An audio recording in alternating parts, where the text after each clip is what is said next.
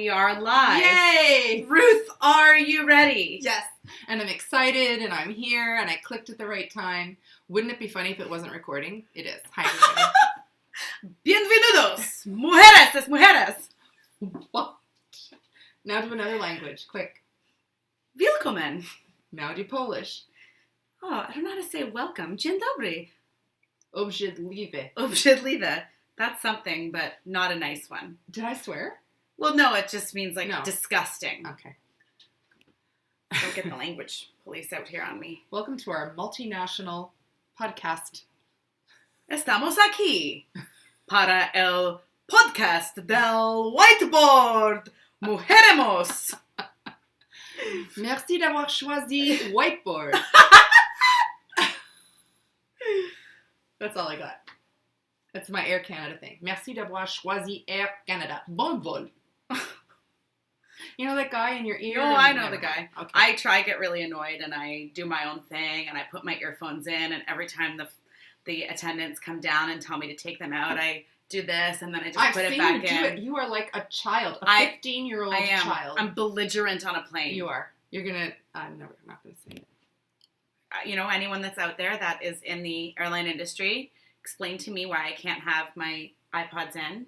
If it's to hear about how I'm gonna slide to my safety on an inflatable water slide. That is what it is. They want you listening to them and not to, you know, Ricky Martin or whatever you're listening to.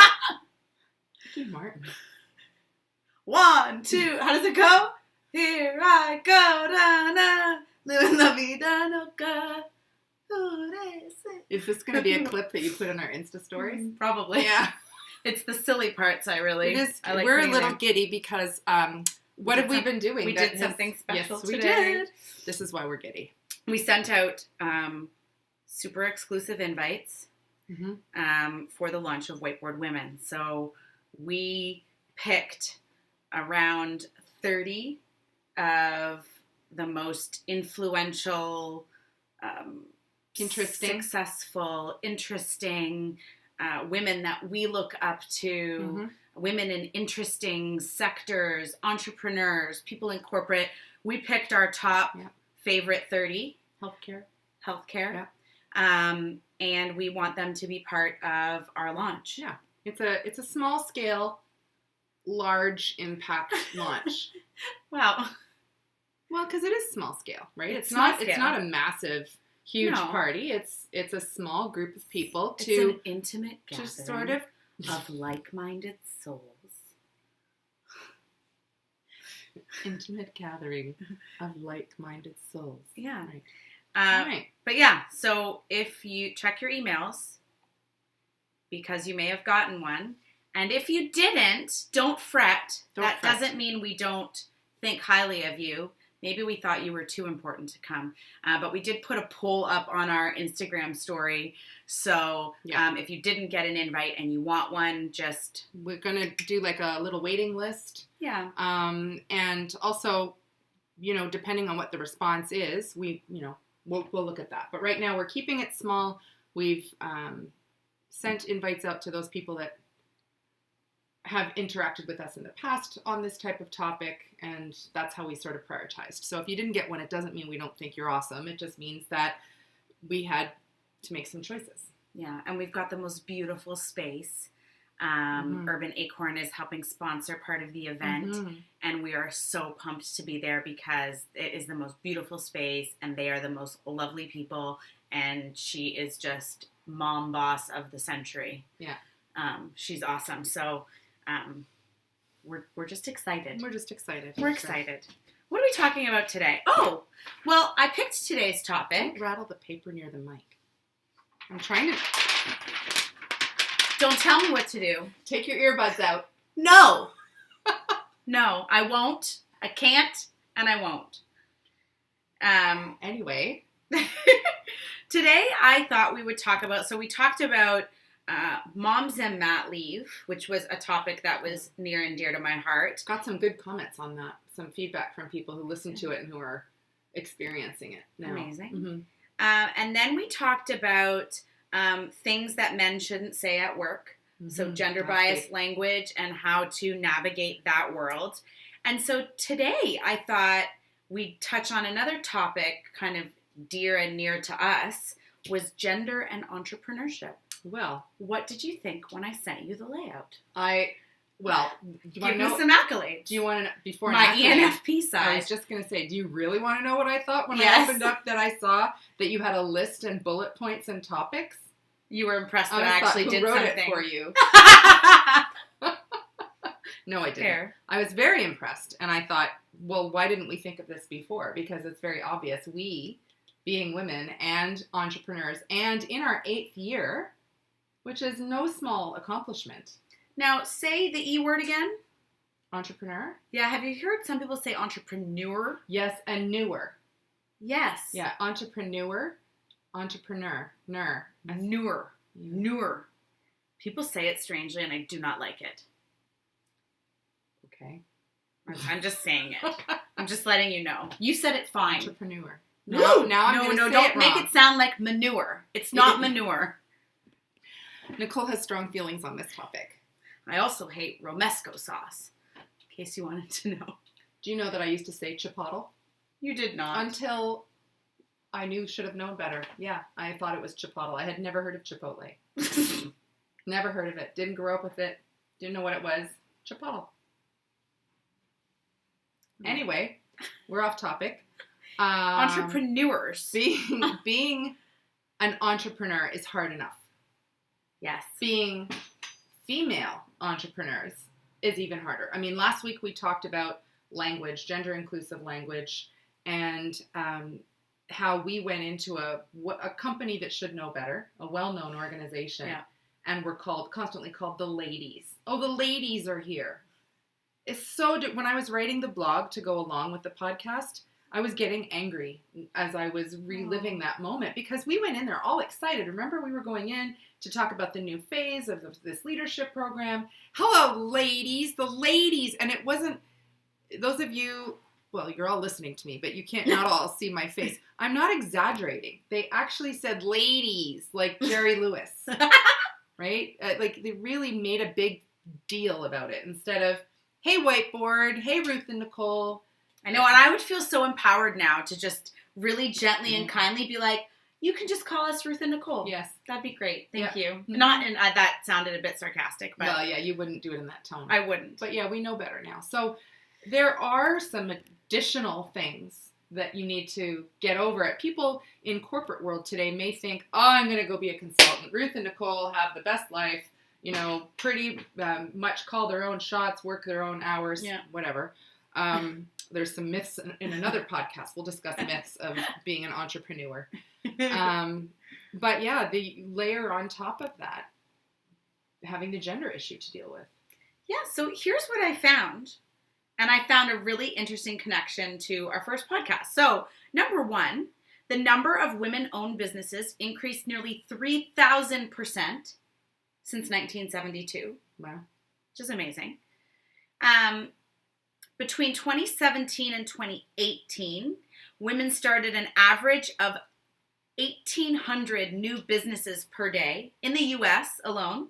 In 1 year, in 2 years, an average of 1,800 new businesses per day. Yeah. Wow. And lastly, women are now making up a whopping 40% of new entrepreneurs. So, why do you think that's happening? Well, I have read what you've written here, but since yesterday, so I've probably forgotten most of it since then. But when I think about it, the idea, I would say particularly in the last few years, is about flexible work. And so I think there's 2 things that are contributing it. One is, for the last 20-ish years, I don't know, there have been more women-driven opportunities to make your own money at home. So whether it's Arbonne or Mary Kay or Stella and Dot or a host of other great companies, they're designed to let you be as busy as you want to be. They have great support networks. They give people freedom. Potentially people with little kids running around can do things in the evenings or at other times. They can figure it out. So the desire to have more flexibility and more control over your work environment, I think, would be one thing, and the other would be looking for those opportunities that are not in the corporate world because you're sick of it. Mm-hmm. Be your own boss. Make your own decisions. I'm so tired of, air quotes, working for the man and having these people tell me what to do and treating me like a second-class citizen. Yeah. I'm going to get out and be my own boss. I've got some great ideas, and that's what I'm going to do. And honestly, that would be a small fragment of why I first thought of leaving. Eventually, because I thought of leaving for many years before I did. But eventually, that became lesser as I advanced in my career and learned to take charge of those gender bias issues. And I ended up working for some really wonderful people. But initially, it was, I'm done. I am done with this male-dominated industry, the several industries that I was a part of. I grew up in the automotive industry. Yes. And as I've always said, I've never really felt it that much in the Ontario government. No. But yeah, I mean, it's interesting that in our Mat Leave podcast, we talked about all these highly qualified women leaving the workforce. Yeah. Well, it makes complete sense that they're moving towards something that gives them the flexibility, not having to fight for promotions with people who aren't going on maternity leave or don't have families, that kind of thing. So you can see how people are moving into a space that suits their needs and meets their needs. Just yesterday, I was speaking with a young man who I know, who was in a financial industry position, didn't like it, didn't like the management structure, so he left, and he's sort of in between jobs, doing some smaller jobs or odd jobs in between. He liked his boss, who was a woman, but he hated the company, so he felt he had to leave. His boss contacted him recently, and she's left the organization and is starting her own business. Oh. So we were talking, and I said, I'm more risk averse. I might wait until she's got some, months under her belt before I jump ship with what you're doing now, before I join her.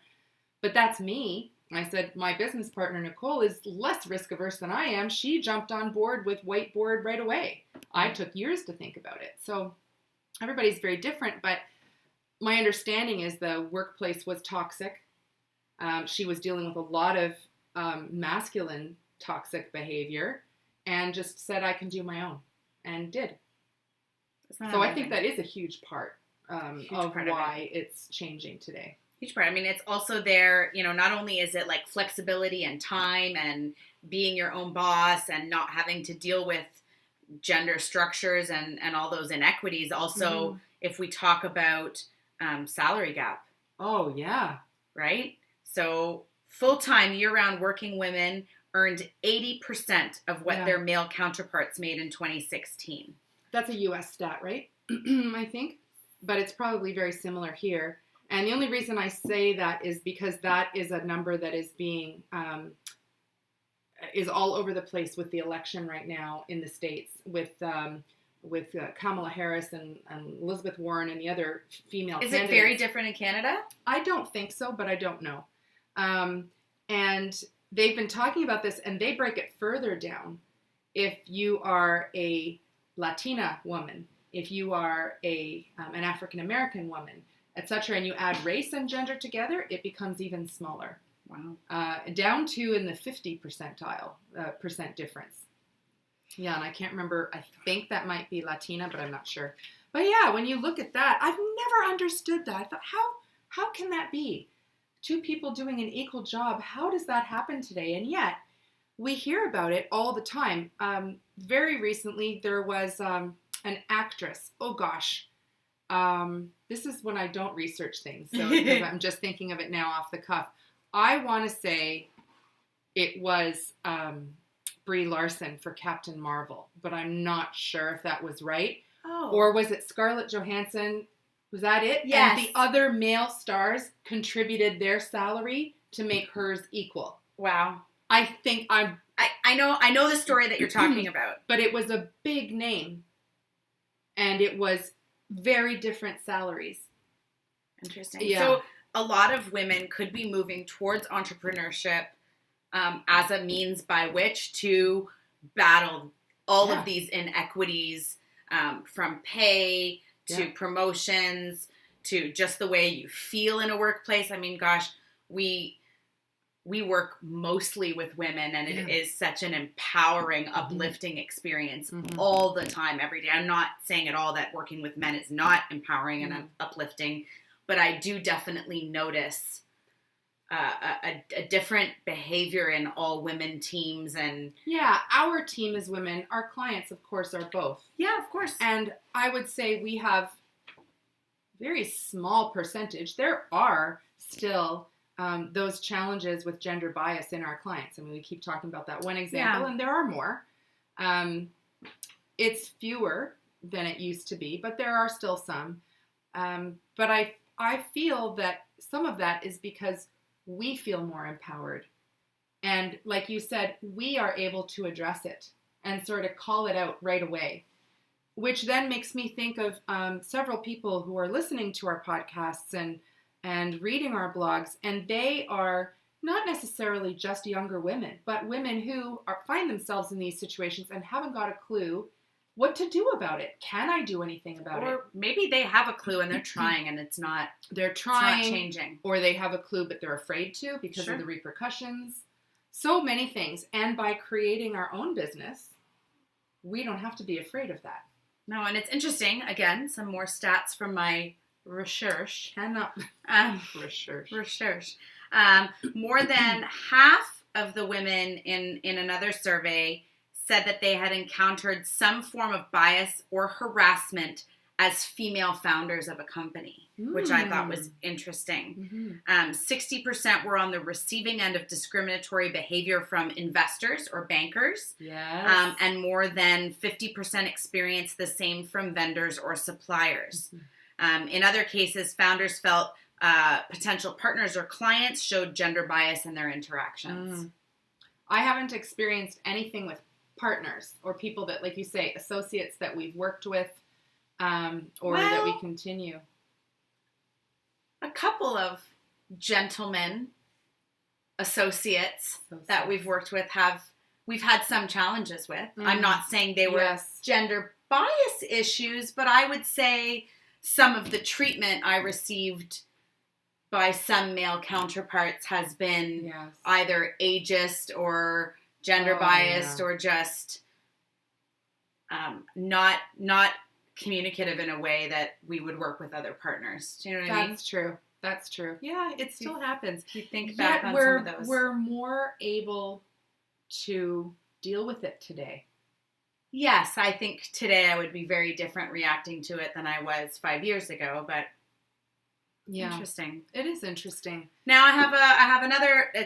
Wasn't on this sheet. Just came up with it right now. All right. Ding ding ding ding. Ding, ding. Tell me about your thoughts on the word mompreneur. Can't stand mom boss. I know you said mom boss at the beginning, and I was like, yeah. I know. And you know why I don't like it? Tell me. Well, 2 words. One is it's just too Instagram-y. Like, it's just too cute. Yeah. That's one reason. And the other's got a case on Mondays. Yeah. Right. The other reason, I'm not a mom. Yeah, that's fair. I feel it's like an exclusive club, and I just find it annoying. Yeah. Do you like it?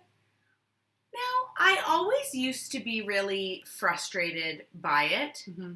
I certainly now, having experienced some of the challenges of motherhood, I do feel like it's like, an extra bit of accomplishment there that you were able to keep someone alive and do something else. It's hard to do both. Here's my challenge to you. Yeah. So one of the things that I was thinking about when I wrote the blog from last week, and we were talking about adjectives. Yes. And when we use an adjective like emotional, so the story I told that we hadn't talked about was that I had a recent interaction with a service provider that was a woman who was very aggressive, disagreeing with me in a lecturing way, and she actually used foul language in a service provider. So I did give feedback to her manager another time. He was a man, and I've known him for a very long time, and he said, "I'm so sorry, she can be very emotional." I didn't think anything of it at the time, but then as I was writing, I thought, no, she's unprofessional. Stop ascribing Yes. traditionally female derogatory terms to what is just Bad unprofessional behavior. Yeah. And so I feel like mom boss or girl boss or whatever, just like a boss is better. Why put that female... And others, I think, would challenge me and say, because it's empowering to say I'm a mom boss, it's like a boss. And I just think we don't need that female clarification. Just and say, is it like... you did it like a boss. Yeah, because is it like, oh, you're really good as an entrepreneur considering that you're a mom. Right. When really you just want to be an awesome entrepreneur. Yeah. And the fact that you're a mom is also awesome, and that's they don't need to be linked. They don't need to be linked. No. Yeah, no, I get that. And yet I have met a ton of amazing entrepreneurs. I can't even say it myself anymore. A lot of bosses who do have this amazing balance with their kids. Yeah, and it is amazing. I think about our awesome catering sponsor, has 3 kids, just runs it like a boss and manages through. Here's the thing, though. Hold on. Oh, yeah. Go ahead. Non-moms also juggle a whole host of things. Absolutely. It's sort of like, I have a really good friend who, I don't know how she keeps all the plates in the air that she does. And sometimes I feel bad about saying that I'm tired because my day is nothing like hers. Yeah. But it's all perspective. Oh, 100%. When you are in whatever lifestyle you're in, balancing whatever you're balancing, it's amazing to do it. If you can stay healthy and active and happy and all those things. So when you're adding another label, it's like, I'm a mom boss. I'm even better at it than you are. Isn't that interesting? And it's probably, it's a silly reaction, but if I peel it away of why I don't like it so much. So what am I, a single boss? Yeah. Single income, no kids? Am I a sink boss? Right? Yeah. Am I a 54-year-old boss? Why do I have to add these characteristics to add an extra layer over anyone else who's also juggling it? But if you say like a boss, anybody can do that. To say I've managed this like a boss. Yeah. And I think that's what it is for me. It's that little, why you got to call yourself out because you're a mom? Yeah. And I don't know whether it's necessarily people self-identifying it. Mm-hmm. Like, I don't identify myself as a mom boss because I was a boss before I was a mom. Mm-hmm. But I also can envision the identity of becoming a mom and then changing your direction and doing something that creates flexibility, or maybe even something that involves children. I'm thinking of an amazing boss I know who opened up a co-working space with daycare underneath, Deanne. Mm-hmm. And, you know, that is someone who started their bosswomanship, as a mom. And so she identify more personally as a mom boss than maybe me, who identifies as a boss mom _. Well, I guess that's possible too. And perhaps if it's small groups of people or individuals talking that way, I feel when it's labels that are applied and advertised. What about someone who is doing parental care with aging parents? Yeah. What kind of boss is that? It's a care boss. Care bear. It's a geriatric boss. So that's what I mean. No, I get it. I 100% get it. And I can only say that my perspective on it has changed a little bit. Well, yeah. And this is why, but it's all perspective. A little bit. It is perspective, but this is why relationships change with people after they have children, with their friends. And you and I have talked about this. For sure. About how when Lillian was first born, right? Trying to stay in touch in the same way with your single friends. Oh, yeah. No, you can't just go and meet for drinks after dinner every night. I have a baby, right? And there's this a whole shift in focus and priority. It's not just moms is my thing. And I don't know if I'm super sensitive because I am not a mom, but it's not just moms. It's not just this. It's not just that. It just is. You've made a choice to become a boss. Yeah. You're a woman boss. Do you need to say that? Because look at you. You did all this and you're a woman. I know. It's the same thing. And that's, I think... You did all this and you're a mom. I know. It's ew. It is icky. It is. And that, I think there's my reason for not liking it. Yeah. While I also want to really applaud moms with multiple children who do this on top of everything, like managing those screaming want to applaud raccoons. People taking care of 2 aging parents? Yes. Yes, I do. And if there was a good hashtagable thing for it, I would be all over it. Yeah. I think that's what it is. Interesting. But I do like your perspective of just saying like a boss. Yeah. And just taking all that labeling out of it. Yeah. Lady boss. Oh, I've seen lady boss. There's mugs that you can get. I think I have a poster. And they might be like lady an boss. indigo or something, and posters. Yeah. Mom boss, lady boss, girl boss, like a girl boss. Yeah, it just makes me gag. Yeah. And at the same time, I think it's just people being proud and people, you know, from all those years of being kind of oppressed and pushed down is now like, you know what? No. I'm this and I'm saying it and I'm doing it. So I feel all sides of it. I don't know where I stand on this. I'm going to sit on the fence on this one. Remember how last week as well we said that intent is no longer enough? So like the intent of those things, I am 100% certain, is not to say that those who are not moms are lesser. I'm sure of it. Oh, 100%. I'm sure of it. But I can tell you there are more people who are offended by it. Interesting. Mm-hmm. I'm going to put out a poll. Offended is a strong word. Annoyed. Ticked off. Irked. Yeah. And there has to be another way to celebrate. I am all these things. I am a woman. I am a boss. I am a friend. I am a sister. I am an astronaut. I'm an artist. But I'm not a mom artist. Like, I am an artist. I'm a boss. It's sort of like... it's true. It's not like, and who like, why is there a mompreneur? Right. But there's not a momstronaut. Or a mom baker. A mom retail store owner. Yeah, it's funny. It is. And it's just very strange. So there has to be another way to do that. Instead of like using... a accountant. A mom accountant. Instead of saying emotional, say professional. Instead of saying mompreneur, say entrepreneur. Well, tell me more about yourself. Well, I also have 3 kids.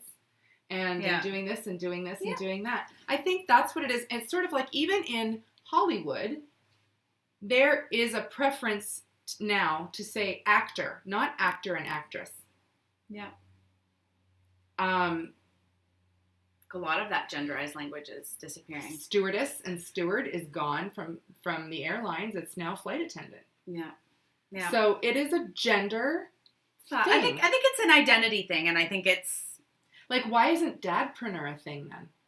Yes, that's a fair point. Right? I mean, so you're an entrepreneur and you're a mom. Fantastic. What about a dadpreneur? Now, people will say it's sort of like playing catch up, right? That for years we've been made to feel less. We've been held down as women, and we're celebrating that. Yeah. So I get it. It's like... And I mean, I think it's also related to all those, like, only stay-at-home moms for so long. Now that's either not an option or not a choice for people. Yeah. And so they're celebrating this ability to do both, that they're not being forced to stay at home, or that's not just what's assigned for them to do. I just think that there is a risk of excluding others. Non-moms. That's the only thing. There needs to be a way to celebrate women being successful without excluding others. Like, woman boss, to me, would be the least offensive choice out of all of that, because we are all women. Rather than lady boss, girl boss, which already have language that we don't even want being used. Yeah. We don't want that language. But why would you even... I'm a boss. Yeah. Fascinating. That's my thoughts. I think it's interesting, and I want to put it out on our stories. I would love to know people's thoughts on that. Thoughts. There may be, I'm sure there are, many perspectives on this that I haven't thought about either. I mean, you could even go further. Look at our discussion on gender issues last week, that it's not just 2 genders anymore. Yeah. And now you're even woman boss then. It's, okay, are we going to have all the other descriptions? Bi-gender, transgender, all of those things. Yeah. So I just think that we need to be careful. and where possible use language that's not gender biased. Yeah. Yeah. That's all. That's all. It's fair. It's fair. Yeah. So we talked about this. Do you think there is different gender bias experienced by people in corporate careers and gender bias as entrepreneurs? Do you think it's the same or different? Number one, number two. Number one, number two. Oh, like glasses? Glasses, one, yeah. Two. Clear One, with, two. clear without. Clear with, clear without. Yeah. And I was like, wait, you're going too fast. Better with, better without. I'm Lens going three, to lens four. say, I'm going to say, at a high level, there's no difference. And at an industry or job type level, there's a difference. Mm-hmm. So at a high level, I think the types of gender bias, language discrimination that I've experienced, for instance, in the private sector or the public sector or as an entrepreneur, are the same. However, I've never had to drive a bus, operate heavy machinery, work in a manufacturing environment, work as a flight attendant, because we've used that before. I'll have to ask my niece about that. So I'm suspecting that in some industries it may be very different. But in the ones I've been in, there's no difference. You still get called honey, babe, whatever. You still, people assume that you can't do certain things or you should dress a certain way. Oh, I remember. Interesting.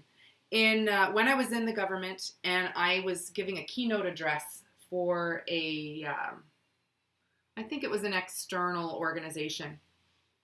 And it was all women. And I rehearsed it. And there was another person who was also giving a keynote. There were two. And he is, I won't say his name, he's a retired, very famous former politician in Canada and lawyer. And he was there, and afterwards... Play a guessing game. Yeah. Afterwards, he and I were chatting, and he said, Ruth, you nailed it. You did such a good job. I do have some feedback for you. Would you like to meet for coffee to talk about it? Now, don't get any ideas, there was no subtext there at all. It was truly a networking opportunity. So I met him at Bannock down on Queen Street in Toronto, and we chatted, and he went right to the point, and he said, he had my business card, and he said, well, first of all, I think you shouldn't have your photo on your business card. It's very provocative. Are you selling your business or yourself? Now, you've seen our headshots. In fact, it was the old one. Anybody I've asked said, no, it's nothing like that. And I didn't even ask him about that. He then went on to say that my tone was warm, my content was warm, my facial expressions were nice, but that I shouldn't have been wearing the jewelry that I was wearing. Because as a woman, you shouldn't try to outshine the women in the audience. I was wearing cubic zirconia ear studs and I think a diamond ring. And he felt that women needed to be more careful in what they wore and how they presented themselves. I was at first so pleased that he wanted to meet with me. And then to have him give me every single piece of feedback he gave me was sexist. Because the content was, your content is fine, here's the rest of it. And it just floored me and I never forgot it. And this was in a very professional corporate environment. Wow. I was very surprised at that. To tell women that they needed to focus more on what they're wearing, and that it's just like with political people. With men, they just talk about the content. With women, it's how warm did she seem. That's fascinating. Yeah. And I also think about, we got feedback, and it was from a woman. Oh, yeah. That we were dressed too fancily for a particular event. Mm-hmm. It looked like we were going to a wedding. Yeah, we were just wearing dresses, but they all came in jeans and shirts. Now, there's something to be said for dressing according to your audience. I think there is something for that, and I think that would be for men or women. If one of our other colleagues had been there, he would have been wearing a suit. And I hope he would have been told the same thing. We were dressed in business attire. They were not. Yeah. That was also, I think, a Yeah. city issue. Yeah. We were right downtown where Yeah. it's a little bit dressier sometimes. Anyhow, it's just interesting. Yeah. Interesting. It's The always thing is that interesting his comments were about me as a woman, not as a professional. Like if he had said, fascinating. your Could you suit imagine? is too whatever. What would he be saying to a man? Like, your tie clip is too shiny? Not a thing. You shouldn't wear cufflinks. It might I offend couldn't the other believe men it. in the room. I couldn't believe it. The only kindness I think I can offer looking back at it is that I do believe you need to dress for your audience. I really do. But it wasn't about what I was wearing other than my jewelry and the look on my face and my picture on my business card. It wasn't saying you were wearing a suit, you shouldn't wear a suit for this audience. That I think could be applicable to men and women. Yeah. It was specifically on me as a woman and the How things I was fascinating. wearing as a woman. Yeah. You don't want, and I think it's insulting to the audience too. You really think that women sitting in that audience were looking at my earrings and thinking I was showing off? Really? They were probably saying, like, ooh, girl, nice earrings. Nice earrings. I mean, Nice earrings, girl. I can see if you had, 80 bracelets and they were clinking The and clanging. jangling. Right, and they were distracting but that's not, she's wearing two, anyway, that's, yeah. Fascinating. Yeah. Fascinating. I guess then my last kind of discussion point was, what's our best advice for women entrepreneurs as they forge through a new environment that has a lot of the same gender bias and gender issues, Mm-hmm. and yet doesn't? I would think that people wanting to become an entrepreneur and going out and opening their own business, if they're women, they need to do two things. They need to have the business side of it nailed down, just like anybody would. You need a business case. You need 2 years of salary set aside. You need sufficient experience to be able to portray yourself as an expert. You need all those things. I would say you also need perhaps a little thicker skin than you might in the corporate world, where you can look to HR for help. Ah, that's a fair point. As an entrepreneur, you don't have HR to rely on. No. You don't have. There's no training. There's no guidelines. No. You're kind of flying by the seat of your pants. That's right. And you need to, it's your livelihood. So you need to know what your line is that you will not cross and no one else will cross with you, and be willing to walk away if that line is crossed. So, or find the language for you that allows you to say it in a kind and, yeah. you So know, if we could go back in time, you know, Mhm. our ladies, girls Yeah. situation, I'm sure we would have dealt with it very differently. well. Yeah, we would have done. I don't think we did anything. We just dealt with it because they're an important client and we wanted the revenue. Yeah. And so that's a choice. And I think women need to be able to make that choice. Sure. The best or the better solution is to deal with it. And then you need to know how to deal with it. You need to have the confidence to deal with it. And you need to be prepared to lose the client if it doesn't go well. So I think that all the business stuff, we can do a whole podcast on how to know if you should become a consultant or an entrepreneur. The other side of it is having a thicker skin and you have to know how to deal with it yourself, or not deal with it and understand what your line is before you will let a client go over it. Fascinating. That would be mine. Would you say the same? Yeah, I guess establish I would say for me, it would be probably figuring out what your boundaries are and what's appropriate for you, and preparing the language for how you intend to discuss that. So when someone says, "Oh, good for you, mom boss," right? Yeah. You know, what's your language for how you turn that around in a kind and like, Absolutely. Thank you so much. I am working it like a boss, or whatever Yeah. that language is. That for me would modeling be the preparation and understanding of what my comebacks or what my statements were, how I would say, "Oh, thank you so much for having us. You can call us Ruth and Nicole or Whiteboard." Yeah. Yep. You know, and if they're confused and they say ladies or girls again, I would say, "Thank you so much for having us. You can call us Ruth and It's Nicole your on mantra. Whiteboard. It's like a little bit of a mantra. It's a Yeah. little bit of a tactic I have for when I want something to get through. I just keep saying it over and over, and eventually someone will click into it. And you just have to do it with kindness and genuine, concern, and not being offended and angry. And, someone might finally ask you, you keep saying that. Can you tell me more about what that means? Yeah. And you can say, yeah, you keep calling me ladies, and it makes me feel uncomfortable. It makes me feel singled out. Yeah. I'm not just a lady.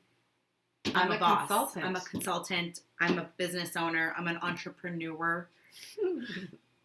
Anyhow, with that, we leave you. Mm-hmm.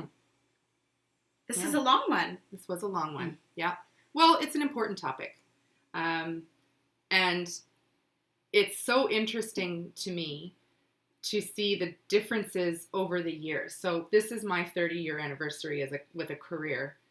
And one of the people that we've invited to our launch is my niece, Marjorie, who is 2 years into her career as a flight attendant. And she's amazing. She would not let things go by. And I will be very interested to hear her perspective on the stories and the panel discussions that we have on gender biased language in the workplace from her perspective, because she's not only dealing with a massive corporation like Air Canada, but she's also dealing with thousands of passengers every year. Oh, I can't wait. Our panel's going to be so amazing. Yeah. Over the next couple weeks, we'll introduce our panel members, give you a bio on them, give you guys an opportunity to ask some questions. We'll start kind of sneaking some of the fun gifts and prizes and, things that we'll be doing at the event. Yep. And remember, if you didn't get an invitation, please let us know, and we will be having a waiting list for openings. Until next time. Bye. Bye.